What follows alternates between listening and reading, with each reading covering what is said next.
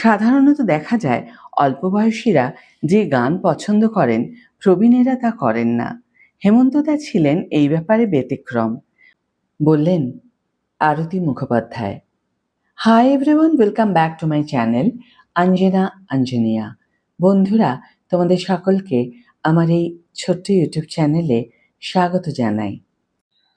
গতদিনের ভিডিওতে আমি হেমন্ত মুখোপাধ্যায় প্রসঙ্গে আরতি মুখোপাধ্যায়ের বলা কিছু কথার প্রথম পর্ব পেশ করেছিলাম।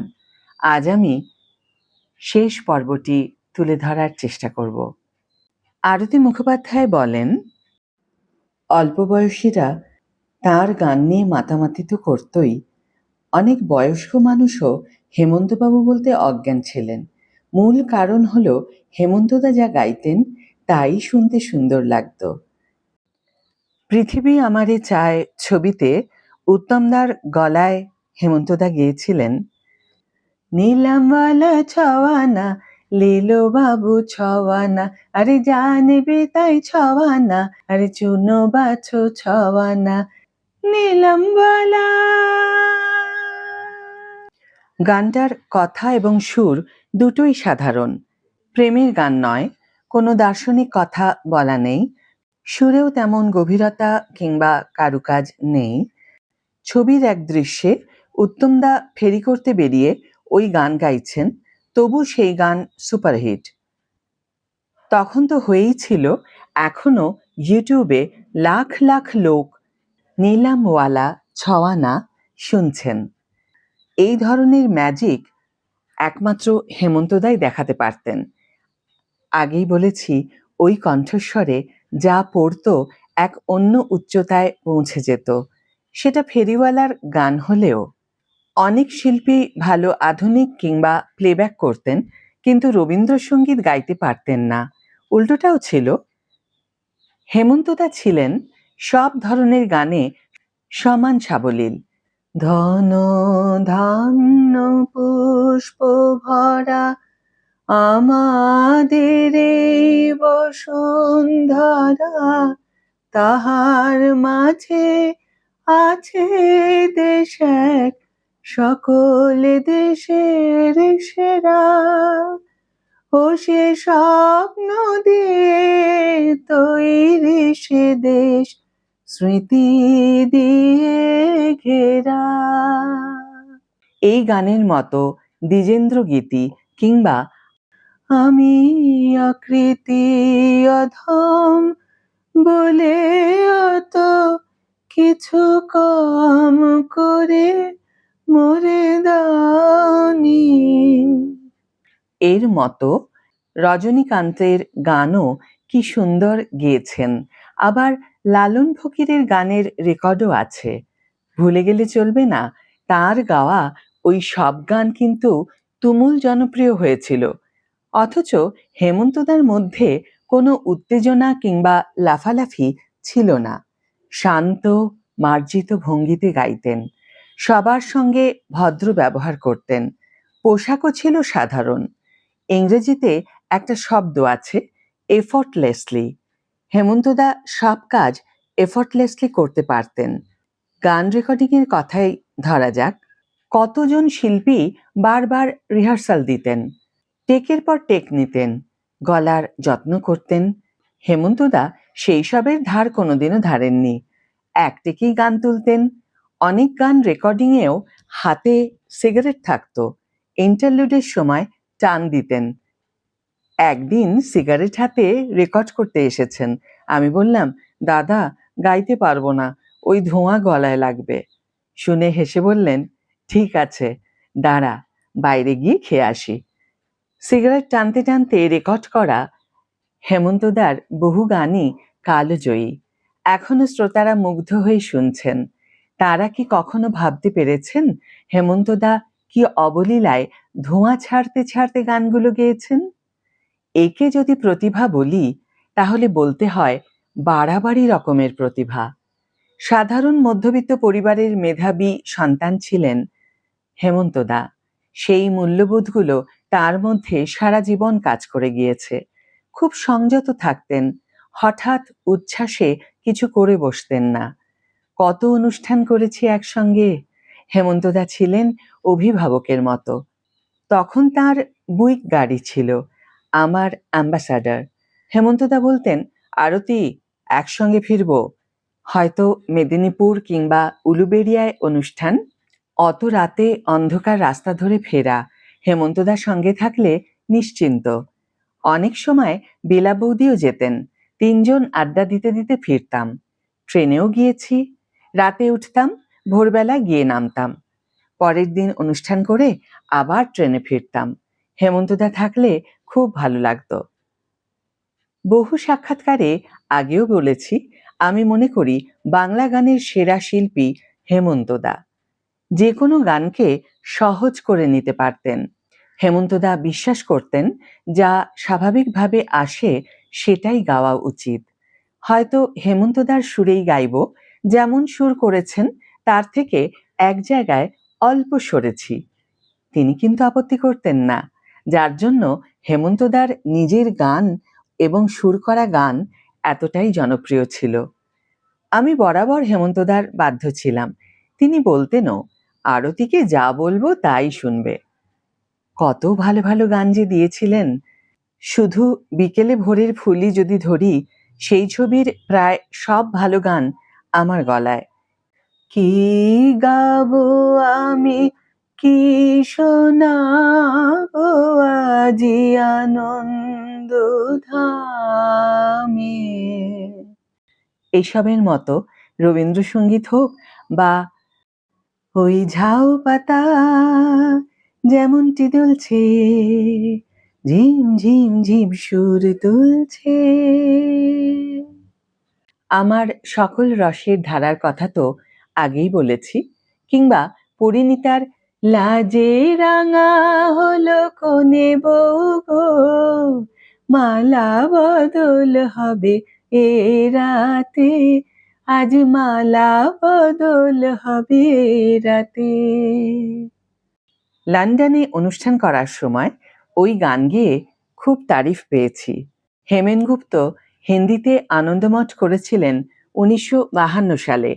সেটা ছিল সঙ্গীত পরিচালক হিসেবে হেমন্তদার প্রথম হিন্দি ছবি। ওই ছবিতে তিনি নিজেই বন্দে মাতারম গেয়েছিলেন। লতা দিদিকে দিয়েও গাইয়েছিলেন। সেই গানের সুর এবং প্রকাশভঙ্গি ছিল একরকম। হিন্দি আনন্দমঠ ছবিতে বন্দে মাতারম ছিল মার্চিং সং। 1971 সালে দীপক গুপ্ত পরিচালিত মহাবিপ্লবী অরবিন্দ ছবিটির সঙ্গীত পরিচালক ছিলেন হেমন্তদা। ওই ছবিতে তিনি আবার বন্দে মাতারম গেয়েছিলেন। সেই সুর এবং ভঙ্গিও আলাদা। মহাবিপ্লবী অরবিন্দ ছবিতে বন্দে মাতারম মাতৃ আরাধনা এবং আত্মশক্তি বিকাশের গান।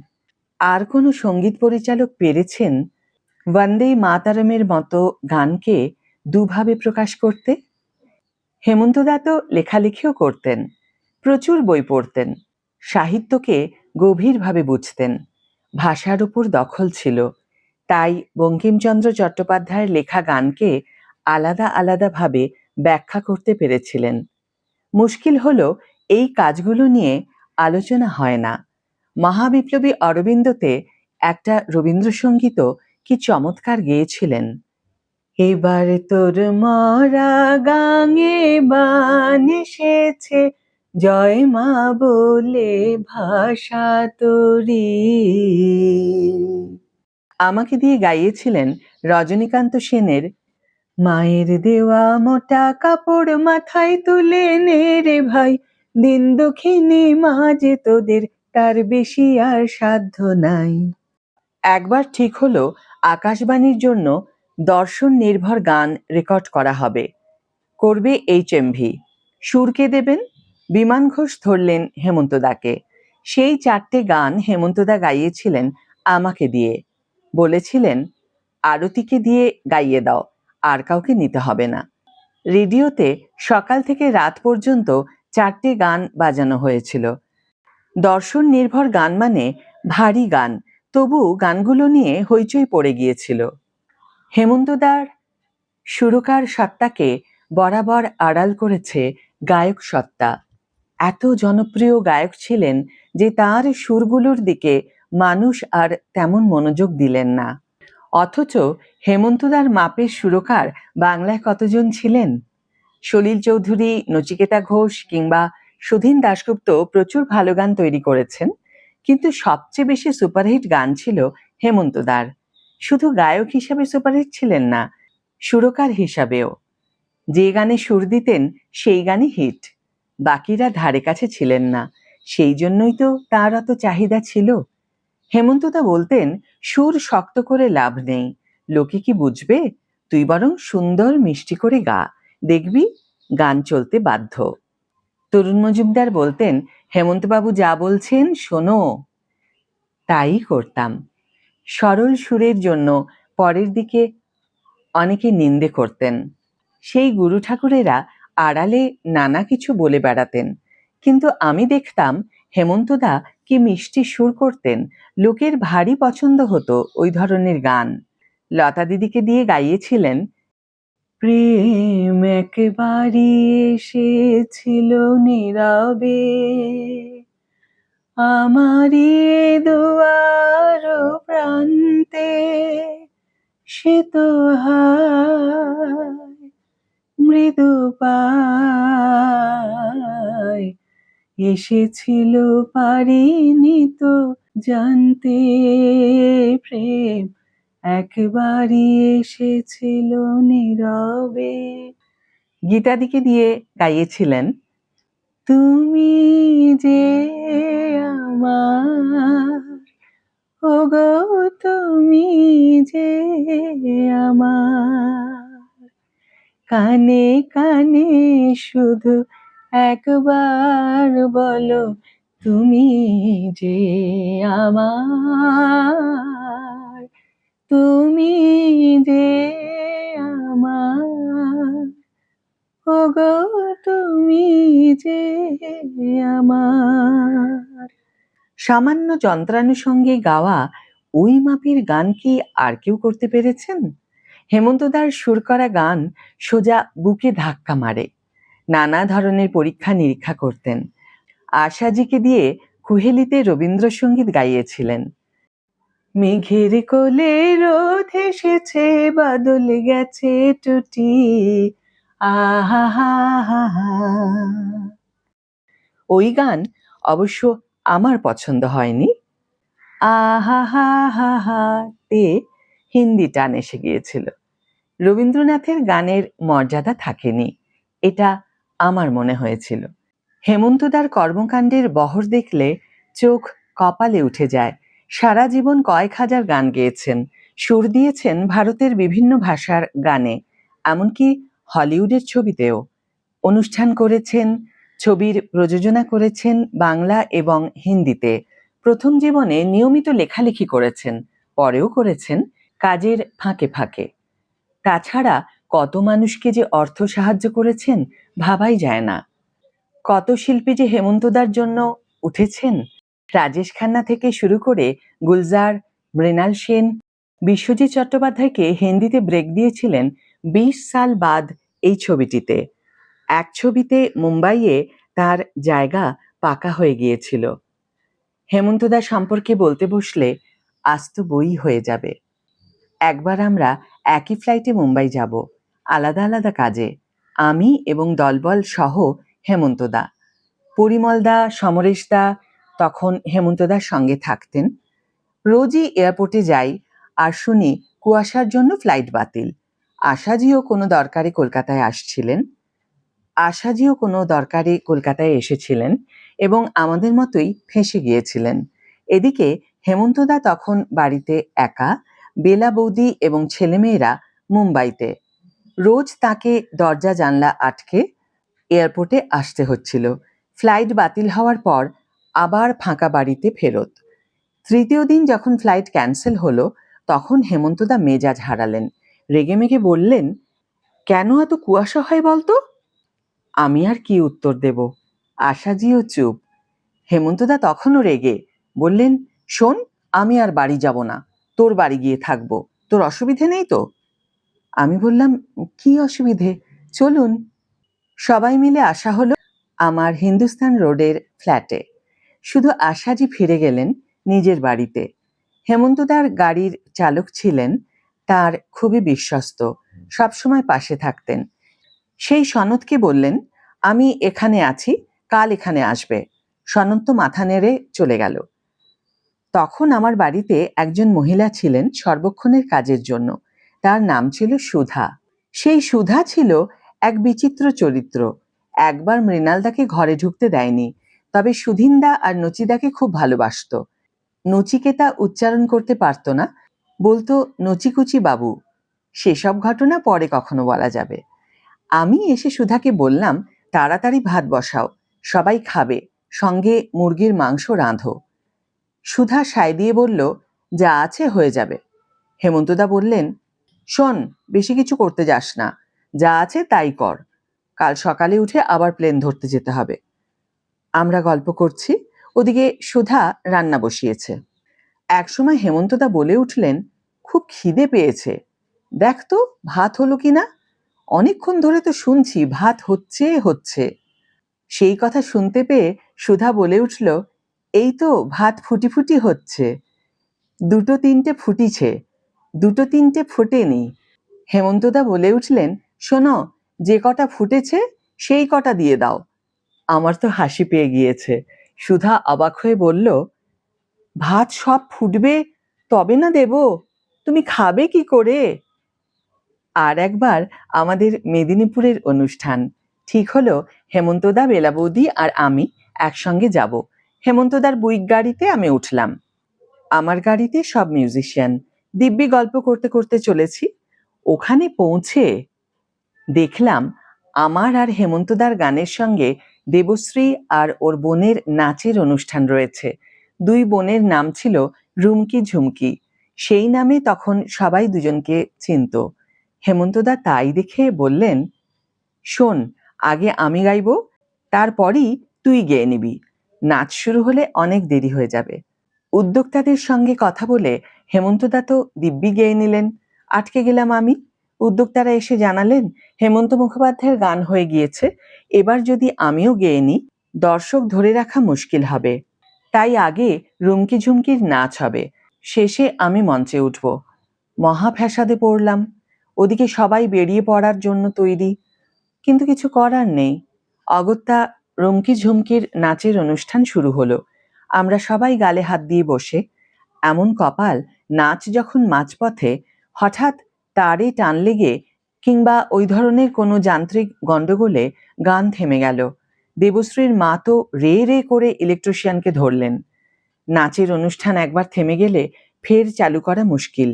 আগে তো দেখতে হবে কেন গান থামলো, তারপর সেটা মেরামত করা। ওদিকে দুম করে নাচ থেমে যাওয়ায় দর্শকেরা চেঁচামেচি শুরু করেছেন। উদ্যোক্তারা দেখলেন বিপদ।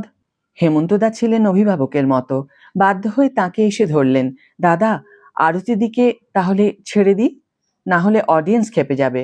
হেমন্তদা বললেন, ছেড়ে দিই মানে? এক্ষুনি ওকে তোলো, ওকে না তুললে এই গন্ডগোল থামাতে পারবে না। অতএব আমি মঞ্চে উঠলাম। গান শুরু করার আগে বললাম, যান্ত্রিক গন্ডগোল মাঝে মধ্যে হয়ে থাকে, আপনারা কিছু মনে করবেন না, আবার সব ঠিক হয়ে যাবে, নাচের অনুষ্ঠান হবে। দর্শকদের মধ্যে থেকে একজন আবার চিৎকার করে বললেন, ভালো ভালো গান গাইবেন কিন্তু। বললাম, নিশ্চয়, সেই চেষ্টা করব। হেমন্তদা আবার উইংসের পাশে বসে বলতে থাকলেন, এটা গা, ওটা গা। আমি গাইছি, দর্শকেরাও মজা পাচ্ছেন। হেমন্ত মুখোপাধ্যায় বলছেন, আরতি মুখোপাধ্যায় গাইছেন। এমন সময় হঠাৎ দেবশ্রীর মা এসে হাজির। যান্ত্রিক গোলযোগ ততক্ষণে ঠিক হয়ে গিয়েছে। হেমন্তদা তখন স্টিয়ারিং ধরলেন, বললেন, ঠিক হলে কি হবে, এখন গান হচ্ছে, কোনো কথা নয়। উদ্যোক্তাদের বললেন, শোনো, আরতিকে গান গাইতে দাও, পাবলিক খেপে গেলে কিন্তু মুশকিলে পড়বে। অনুষ্ঠানের পাবলিক যে কি উদ্যোক্তা মাত্র তা জানেন। শেষে ওইভাবে গান গেয়ে বেরিয়ে এসেছিলাম। গাড়িতে ফিরতে ফিরতে আমাদের সে কি হাসি। বন্ধুরা, এই ছিল হেমন্ত মুখোপাধ্যায় প্রসঙ্গে আরতি মুখোপাধ্যায়ের বলা কিছু কথার শেষ পর্ব। তাদের দুজনের প্রতি শ্রদ্ধা জানিয়ে আজকের ভিডিও এখানেই শেষ করছি। ভিডিওটি যদি ভালো লেগে থাকে তাহলে অবশ্যই একটি ছোট্ট করে লাইক দিও, শেয়ার করো বন্ধুদের সাথে, কমেন্ট করে জানিও তোমাদের মতামত। যারা এখনো আমার চ্যানেলটিকে সাবস্ক্রাইব করোনি তারা অবশ্যই চ্যানেলটিকে সাবস্ক্রাইব করে আমার পাশে থেকো। আর যারা অলরেডি সাবস্ক্রাইব করে দিয়েছো তাদের জন্য আমার অনেক ভালোবাসা এবং অনেক ধন্যবাদ। আজ তাহলে বিদায় বন্ধু, দেখা হবে পরের ভিডিওতে। ভালো থেকো, সুস্থ থেকো, সঙ্গে থেকো।